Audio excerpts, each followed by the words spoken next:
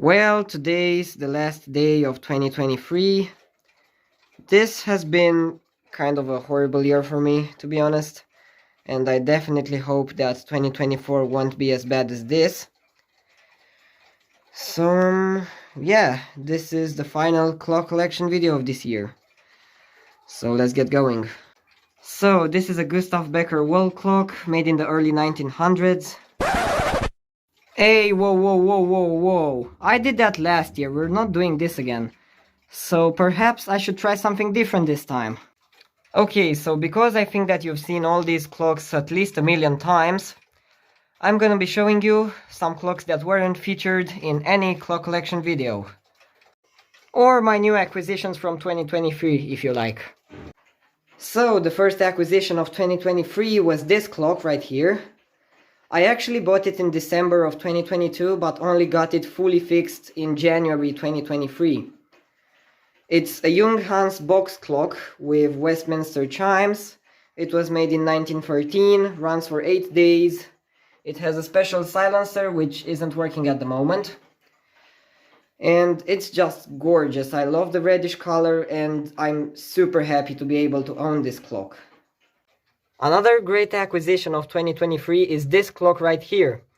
It's a European mantle clock made in the early 1900s. I call it a European mantle clock because I don't know for sure where it was made.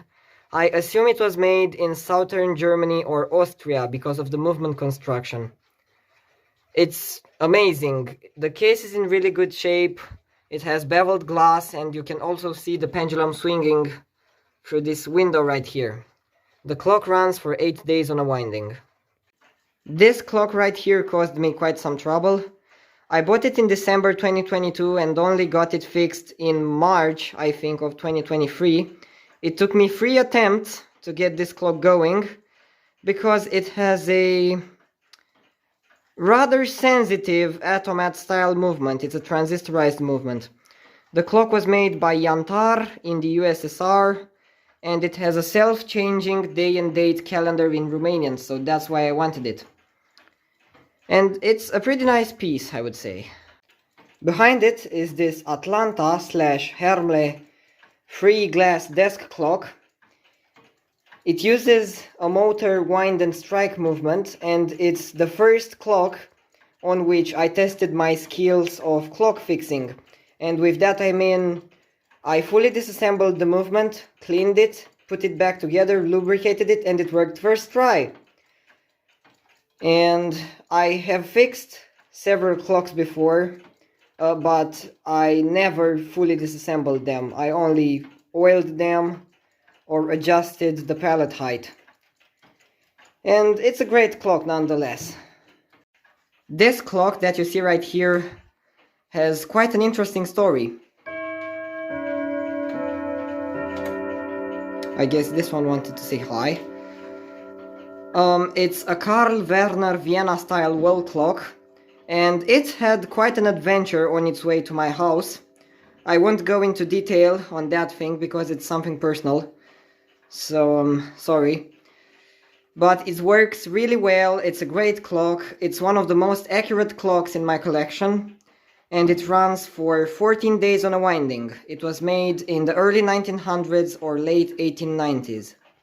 Here are 2 clocks very different from each other. This one will take the spotlight this time. It's a Junghans carriage clock which I put together yesterday. I bought it while I was in Italy in August. It was made in 1910 because it has the B10 serial number and it has the smallest striking movement in my collection. This clock strikes on the hour and on the half hour on a small bell. It runs for 30 hours on a winding. This is an OG clock made by the New Haven Clock Company in the USA. It runs for 30 hours on a winding and it has a very nice painted bottom glass right here. That is the Westminster Abbey. And I'm extremely happy to have this thing in my room right now because this type of clock is rather hard to find in this part of the world. And yeah, it's kind of enormous compared to the other clocks around it. This small Junghans hanger clock was made in the 1960s in Germany.